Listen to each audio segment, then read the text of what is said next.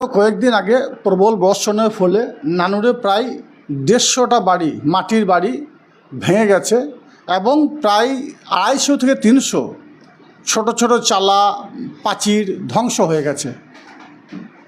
তার ফলে তৎকালীন আমাদের বিধায়ক থেকে শুরু করে আমাদের সমস্ত আধিকারিকরা, তিস্তা গ্রাম পঞ্চায়েত উত্তীর্ণ জনপ্রতিনিধিরা বাড়ি বাড়ি গিয়েছিলেন এবং এখনও পর্যন্ত কিছু পরিবার আছে যেগুলো বর্তমানে প্রাইমারি স্কুল বা তাদের আত্মীয়দের বাড়িতে রয়েছে, তাদের অবস্থা খুবই খারাপ দিকে আছে। সেই চিন্তাভাবনা করে আমাদের নানুর ব্লক তৃণমূল কংগ্রেসের পক্ষ থেকে আমরা 20 কেজি করে আলু, পেঁয়াজ, সর্ষের তেল, মসুর ডাল, চিনি, চা, ব্রিটানিয়া বিস্কুট, বেবি ফুড থেকে শুরু করে কেক, নুন, মুড়ি, চানাচুর, সাবান, সার্ফ, এমনকি লঙ্কা, হলুদ, জিরে থেকে শুরু করে টোস্ট, চাল 1 প্যাকেট করে এবং শাকসবজি পর্যন্ত দেওয়া হলো প্রত্যেকটি পরিবারকে।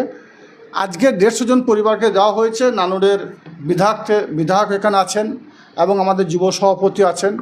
আমরা সকলে মিলিতভাবে সংঘবদ্ধভাবে কয়েকদিন আগে আলোচনা করেছিলাম যে এই পরিবারগুলো পাশে থাকা দরকার আছে। এটা আমাদের মাননীয় মুখ্যমন্ত্রী মাননীয় মমতা বন্দ্যোপাধ্যায় আমাদেরকে শিখিয়েছেন। সবসময় দুর্দশাগ্রস্ত, অভাবগ্রস্ত মানুষের পাশে থাকার বার্তা তিনি দিয়েছেন। সেটার জন্যই আমাদের এই কর্মসূচি।